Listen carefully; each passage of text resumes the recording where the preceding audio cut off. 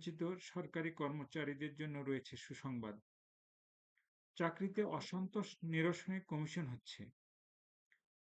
অন্তর্বর্তী সরকারের আইন, বিচার ও সংসদ বিষয়ক উপদেষ্টা অধ্যাপক আসিফ নজরুল গতকাল সোমবার প্রথম আলোকে বলেছেন, বিগত ১৫ বছরে আওয়ামী লীগের শাসন আমলে সরকারি চাকুরিরত অনেকে নানাভাবে বঞ্চনার শিকার হয়েছেন। পদ বঞ্চিত হয়েছেন, পদোন্নতি বঞ্চিত হয়েছেন। এর বাইরে সরকারি চাকরি কেন্দ্রিক নানা দাবি আছে।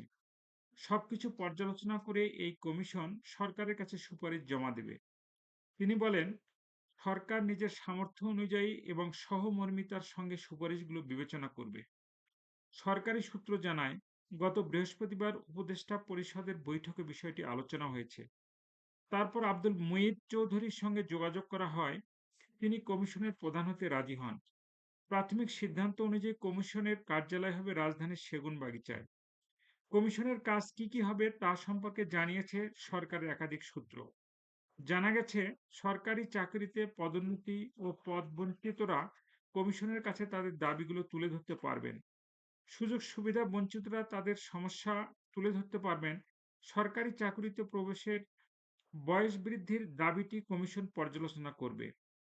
সরকারি প্রকল্পে কর্মরত যারা চাকরি স্থায়ী করার দাবি করেছেন, তারাও কমিশনের কাছে যেতে পারবেন।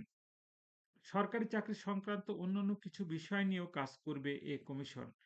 ছাত্র জনতার অভ্যুত্থানে গত ৫ আগস্ট আওয়ামী লীগ সরকারের পতন হয়।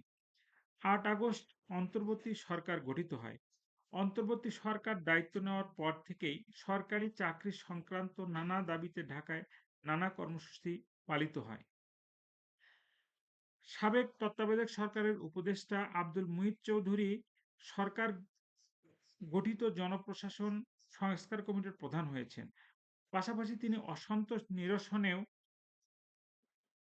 কমিশনের প্রধান হিসেবে দায়িত্ব পালন করবেন বলে জানা গেছে। ধন্যবাদ।